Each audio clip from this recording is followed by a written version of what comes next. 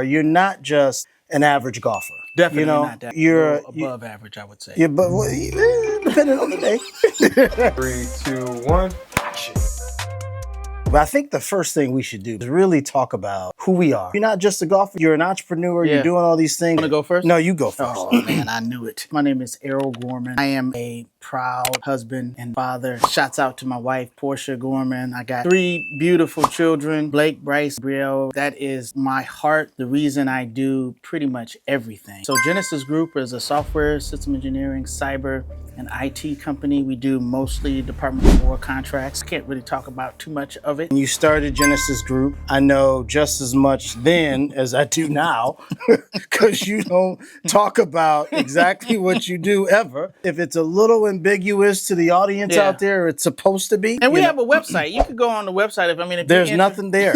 No. Good luck. Started the company 15 years ago because I knew I would be here, not necessarily in the studio shooting with you, but the ideal to have freedom in my life, to be able to be with my family. I think that kind of gives an overall view of me. Good, what man. about you? Yeah. So I am the founder of GLH Capital. You might want to start with the proud husband first. Ooh.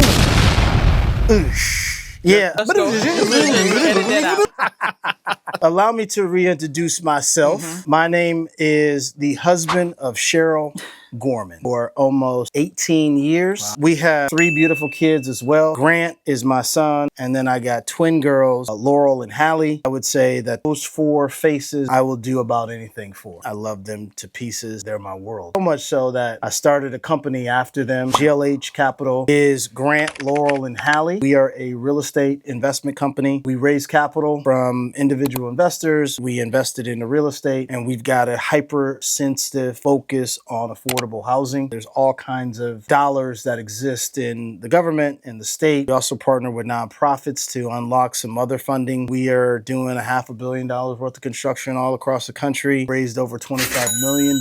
It is a serious company, although sometimes I don't think it's that serious. It is quite serious. Yeah. And the work that we're doing is my life work. I spent 2 decades before that in corporate America, so learning all the things I didn't want to do and didn't want to continue to do, I'm no longer doing. I started the company officially in 2018, unofficially in 2016. I think from a golfing perspective, I've always liked to be outside. Yeah. I've always liked that piece of it. And, I definitely love drinking. Yeah. And so outside Water. drinking, and by the way, you swing a pole, great. And I think that that's evolved a little bit now, because when we first started Gorman's Golf in 2022, we were really bad at golf. Yeah. We drink a ton on the golf course. We did. Now, I feel like we are really pretty good. I would say we're probably better than 90% of the U.S. population.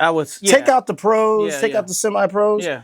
Most people don't break 100. Right. We're shooting in the low 80s. Yeah. Right. And now we don't drink a whole lot on the golf course. Yeah, because we got focused. We're like really dialed in. We go fast because we're hitting well, right? Yeah. You hit the drive and you hit another shot, you putt, you're on to the next hole if you've done it right.